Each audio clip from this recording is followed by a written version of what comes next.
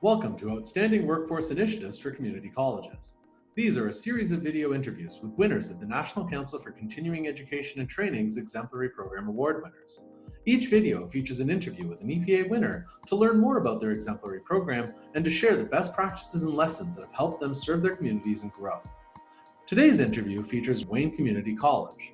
They won a 2019 Exemplary Program Award from NSET for the Quest Academy, which provides workforce training for high-achieving English language students. To learn more about the program, please visit the NSET website. So let's start off. What were some of the factors that led you and your team to launch the Quest Academy? Quest Academy was created for, high-level advanced ESL students, especially those that are professionally certified in their own countries. So between our simple ESL classes and curriculum and continuing ed, it was a huge gap. The students could not jump that gap. It was hard for them to adapt, and new vocabulary, new routines, new classes. So we create Quest, which is as a bridge to help them adapt and provide the knowledge they need so they can take continuing education classes or curriculum. And if I can jump in a little bit there, even a little bit before that, those folks that are familiar with Workforce Innovation and Opportunity Act, the WIA Act, W-I-A of 1998, it changed in 2015. And so with the change in legislation, we had to change some of the way we do business in adult education. And that changed the definition of integrated English and literacy. And, really the definition really spoke to providing education for folks that were non-native English speakers, that were professionals in their own country, education that provided civics training and basic citizenship and assimilating them into the community. So when that legislation changed also, in addition to what we were seeing in the classroom, was the perfect opportunity to start Quest. As you guys, kicked off and grew this program, how has the Academy helped Wayne Community College support and grow its community? One way it helped grow by providing our students, the Quest Academy gave students an opportunity to not only learn their English skills, but to have the opportunity to take workforce courses. So 2 courses, either in a short-term workforce continuing education area or the curriculum area. So one way that Quest Academy has grown our community is by bringing this diverse group of students into our classes that we weren't normally seeing for various reasons. I want to talk a little bit more as well about sort of the Quest Academy and the mission of the college, because as we know, community colleges play an essential role in the economic development of their communities. You guys play that sort of frontline role of helping drive the economic growth of especially the most underserved people in your service areas. So to your minds, how has the development of this program allowed Wayne Community College to execute on its mission in maybe a different way? So one of the areas in our mission is, of course, to educate and train and provide the cultural needs of our community. And the first way that Quest Academy is related to our mission is providing the cultural needs of our community.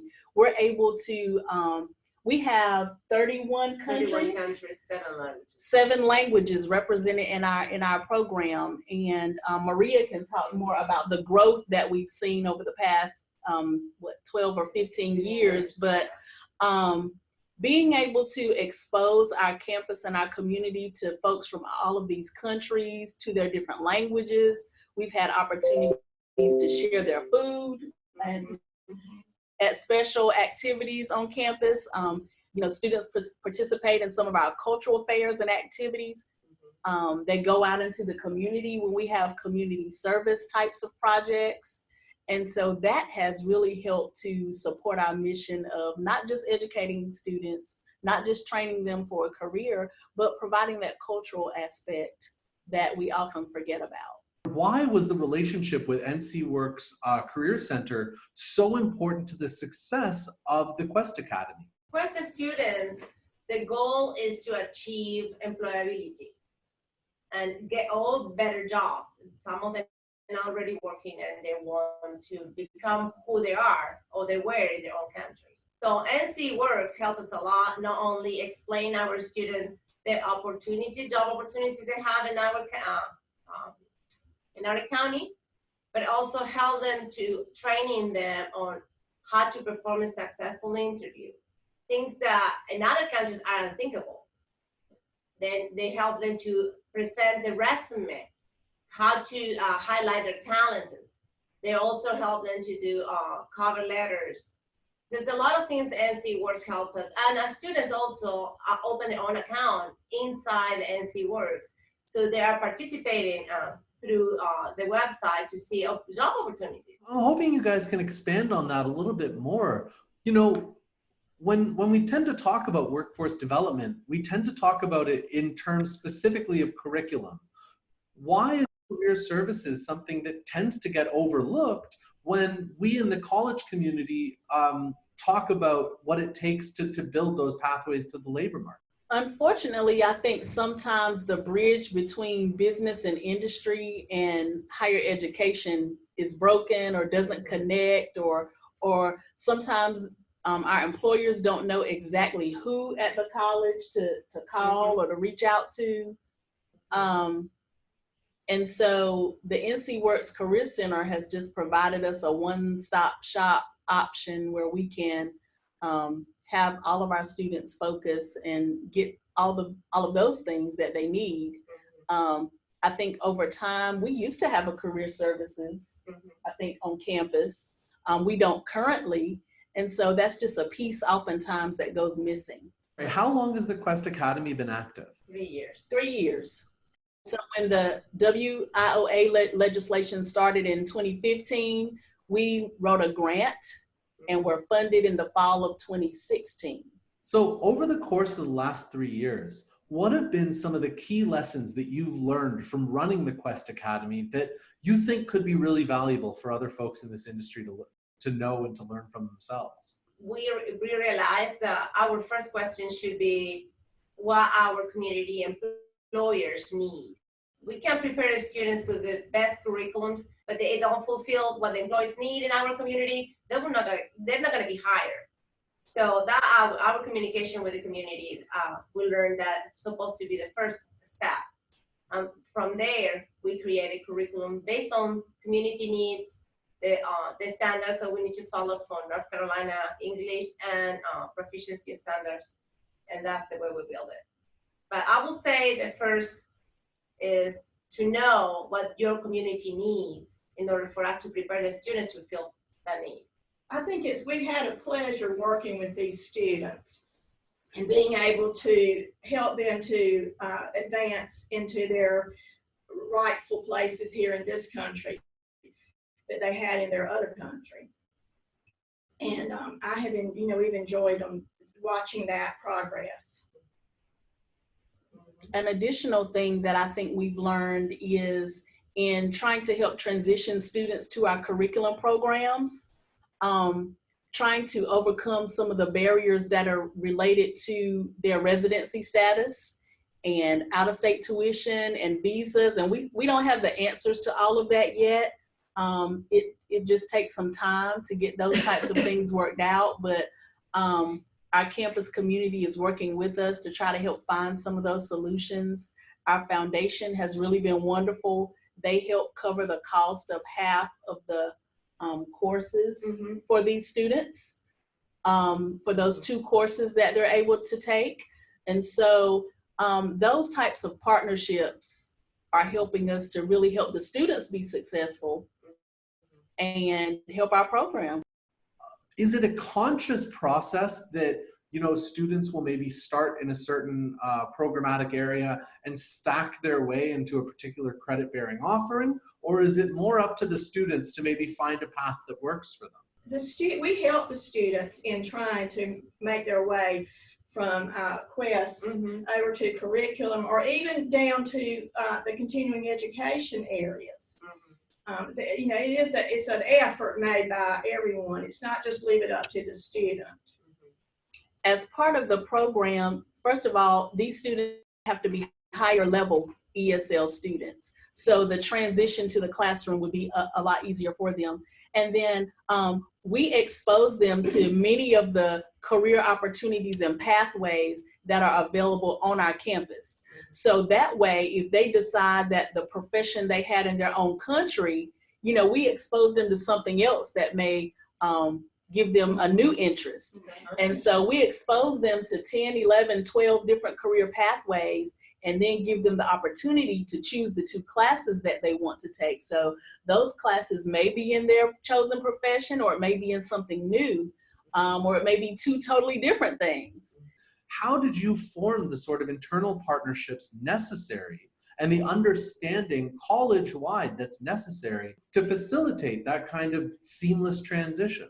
Well, when you live in a community like us with the diversity is a thing. You have companies that have 600 employees in different countries, and you try to help the companies as much as you want to help your students. So the college took over that need and started making relationships with different companies, organizations from our county, and ask what their needs and what our students need to fulfill. So it's a wonderful relationship between college and the community. And then on campus, when we, you know, when we're in meetings across campus and we share what we're doing, we're able to just ask for that help, or sometimes other areas will ask us what they can do to help, and that has caught on. And so after we didn't, you know, the first year of Quest Academy 2016-17, we received that grant funding. When that funding was not renewed for 17 and 18, that's when we saw folks stepping up, being willing to assist us and assist the students. Obviously, launching the Academy would have taken some investment. It's taken conscious focus and time from your team, from the rest of the institution. What are some of the benefits that Wayne Community College is getting as a result of creating the Quest Academy and of putting that time and effort into making it such a success? I think one of the main benefits is a student that's more confident, that can communicate in society with their employer, with their children's teachers. You know, when they go to apply for a job now, they have renewed confidence. Those are some of the immediate things that I can think of. Yes, them being able to pursue a career that they want to do, that's the benefit. Not being stuck in doing a menial job. And then a lot of people in our community, students have been sharing their experience with Quest, and we have more and more prospects. We call prospects because some of them are professionals, but their English language level is not quite there yet. So they're coming to our campus or campus sites to learn and improve their language and be able to one day enroll in Quest to pursue what they want to do. That's interesting. So are you seeing enrollment growth sort of not just in maybe some of your more developmental and remedial offerings, but for the folks who progress through the program, you're also seeing enrollment growth in, you know, related fields of study in both continuing ed and on the credit bearing side? To kind of put that in perspective for you, in 2005, our ESL program had about 138 students per year. Today, we have a little over 1,500 ESL students in our program per year. So the Quest Academy, however, remember they have to be advanced students. So we're seeing, we started out with about 60 students, and this past December we graduated, I think it was 70, we've had 72. Total is 214. 214 total graduates since we started the Quest program. So that's good for 3 years. That's good for 3 years. And so we're slowly seeing those students, if they're not going immediately into the workforce, they're either taking additional short-term classes, as Ms. Raven stated, or they're enrolling in our curriculum programs. So a modest enrollment increase just from that group of students. Is there anything you guys would like to add about what it takes to launch a program like this and make it a success? You know, I think that it's not, you have to have a lot of partners to launch, and you need to have those up front.